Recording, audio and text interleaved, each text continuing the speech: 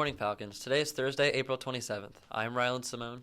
And I'm Lily Denton. Today's weather. Today looks like it will be the best day of the week. It will be partly sunny with a high of 67 and a low of 47. World Tapir Day takes place annually on April 27th to raise awareness about these critically endangered species and to advocate for protection for future generations. A cross between a pig and an elephant, these creatures, however, are not directly related to horses as well as rhinos. In terms of genetics, neither the tapir nor this eclectic ancestry is new to the world. Both are centuries old. Researchers believe that this animal has remained essentially the same for millions of years.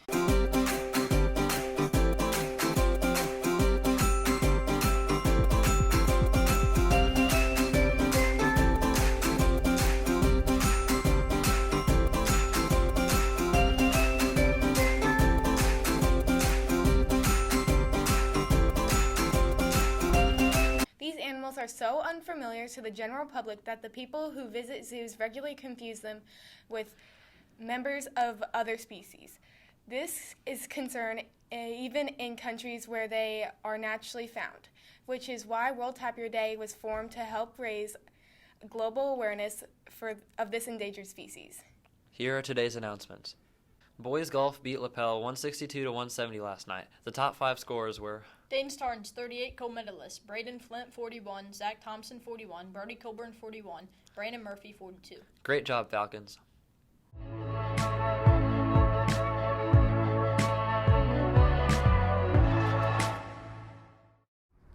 The MLB season just kicked off last week, so here are the top 5 franchises of all time.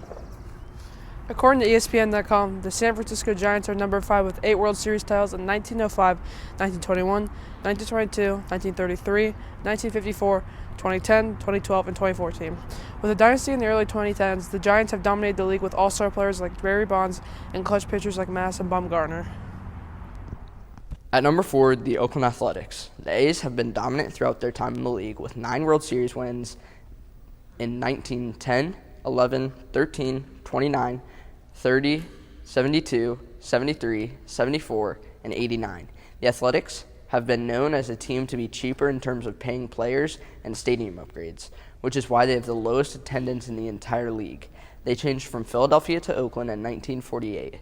The A's have lots of utility players on their team, but the highest superstars include Mike McGuire, John Gamby, and Catfish Hunter. And number 3, the Boston Red Sox. While this is a tie between the Athletics, the Red Sox have made more league championships and World Series than the Athletics.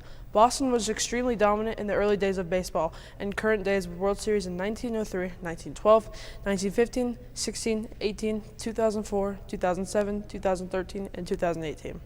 The Red Sox infamously went 86 years without a World Series title, which is the second longest in MLB history, only to the Chicago Cubs' 108-year drought. The Red Sox have been one of the biggest fan bases in the MLB, and their stadium, Fenway Park, is the oldest in baseball currently. Boston's best players include Manny Ramirez, David Ortiz, also known as Big Papi, and Pedro Martinez. The second best team in MLB history, according to MLB.com, is the St. Louis Cardinals, with wins in 1926, 1931, 1934, 1942, 44, 46, 64, 67, 82, 2006, and 2011. While they aren't close to the team in first place in terms of overall World Series titles, they are the best of all time in the National League. St. Louis has maintained an impressive level of success in non-World Series years, finishing with a record below 500 just once this century so far. The best players include Bob Gibson, Stan Musial, and Albert Pujols. And finally, number 1, the New York Yankees. The Yankees are not only the best team, but also the most famous. The Yankees hold 27 titles, which is 16 more than second place. The World Series years include 1923, 27, 28, 32, 36, 37, 38, 39, 41, 43, 47, 49, 50, 51, 52, 53, 56, 58, 61, 62, 77, 78, 96, 98, 2000, and 2009. Not only dominated in the league, they hold the best players, undoubtedly, of all time, including Babe Ruth, Lou Gehrig, Mickey Mantle, and Alex Rodriguez. The Yankees have shown their dominance since the early 20th century and have finished under 500 win percentage only 11 times in the last 100 years. Now we know the best teams of all time in MLB history. Let's go take a look at what Falcons' favorite teams are. Hi, my name is Brody Colburn from the 8th grade, and I'm here with Dane Starnes from the 8th grade. Dane, who's your favorite MLB team? The Chicago Cubs. All right. Dane, who do you think is the best MLB team of all time? I'm going to say the New York Yankees, unfortunately. All right. Thank you, Dane. Hi, I'm Alex Barber from the 8th grade, and I'm here with Jackson Hicks from the 8th grade. What's your favorite baseball team?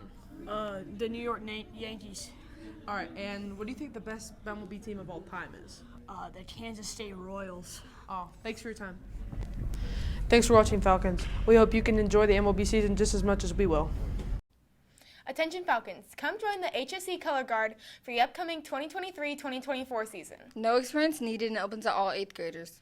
Today is the last day of tryouts from 6 to 8:30. Tryouts will be held in the HSC High School in the new Ox Gym. Bring water and wear athletic attire. Scan the QR code that will be held on the screen for more information.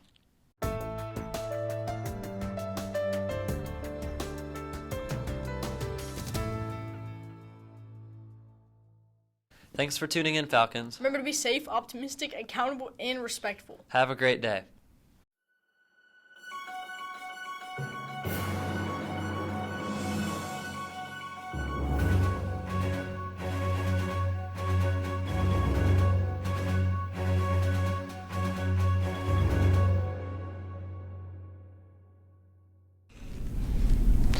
Hello, Falcons. Thank you for tuning into this news report.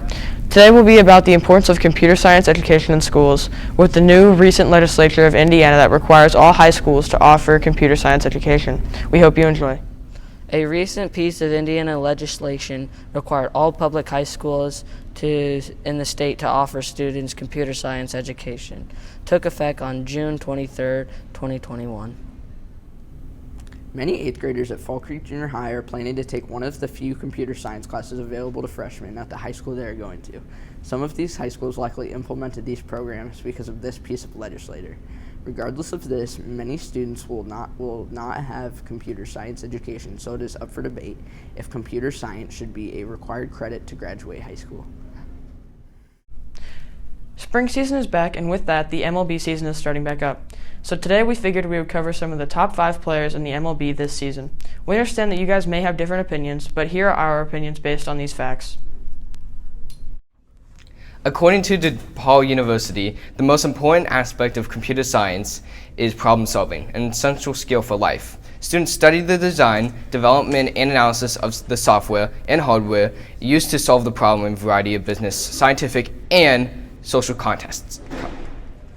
Many students often complain what they learn in school is not relevant to the real world, but computer science is incredibly important to modern workforce.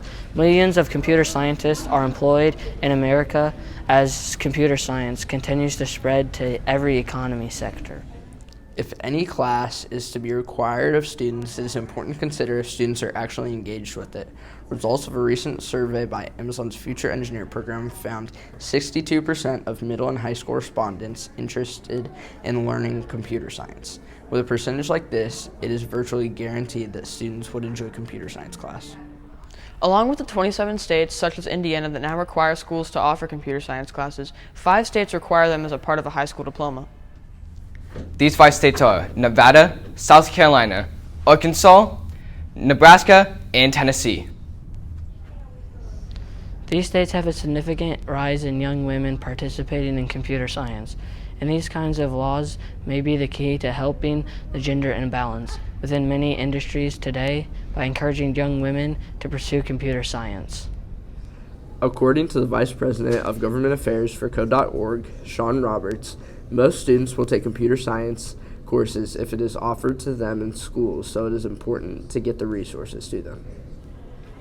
According to a study by the same organization, there are 700,000 computing jobs in the U.S. today, and only 59,000 computer science students graduated into the workforce, showing why more students need to learn about computer science. Additionally, the number of computing jobs projected by the Bureau of Labor Statistics is projected to grow by 11% from 2019 to 2029, which is significantly larger than most other professions. According to the National Science Board, only 47% of high schools in America offer computer science education, and many students from low-income areas, girls, and underrepresented minorities are much less likely to have computer science education. The proven evidence that requiring computer science education closes gaps in racial and gender representation shows that more states encouraging computer science education will benefit this cause. There are hardly any people who are against teaching computer science in schools, and the only issue the country faces regarding it is not enough resources. And so, because of its incredibly beneficial nature, many believe the students should be required to learn about computer science.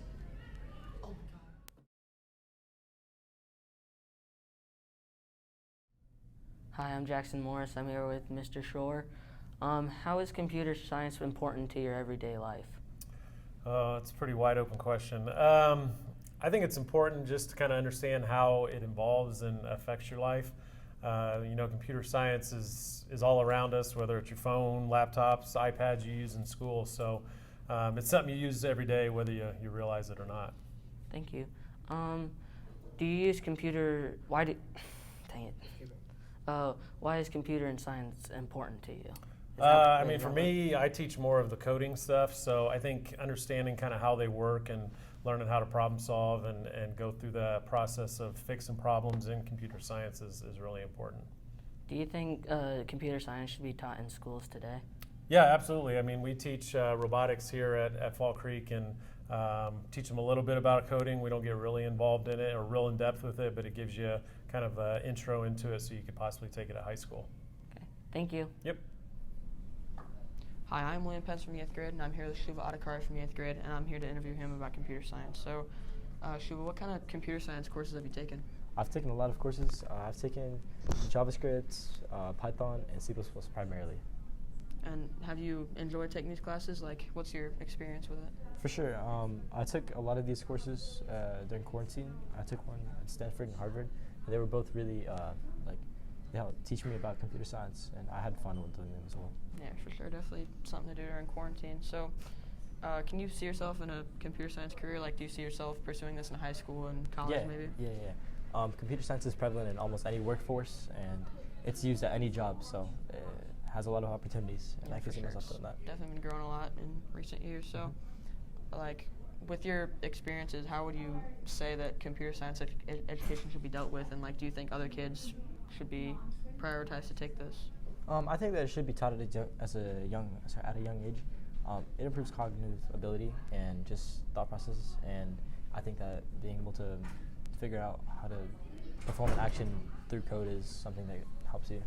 Yeah, for sure. I agree with that. Well, thank you for your time. Yeah. Hi, I'm William Pence from 8th grade, and I'm here with Ray Burrow from 8th grade. Ray, what computer science have you taken or are planning to take? I haven't taken any yet, but I'm going to take AP Computer Science Principles in high school. What specifically attracted you to take computer science? I heard it was a pretty easy class, and it was kind of fun. Fair enough. Do you think other kids should take this class, or pursue I guess, if they have any interest in the subject. Fair enough. All right, thank you for your time. There you have it, Falcons. Thank you for tuning into this report on computer science education. We hope you have a great day.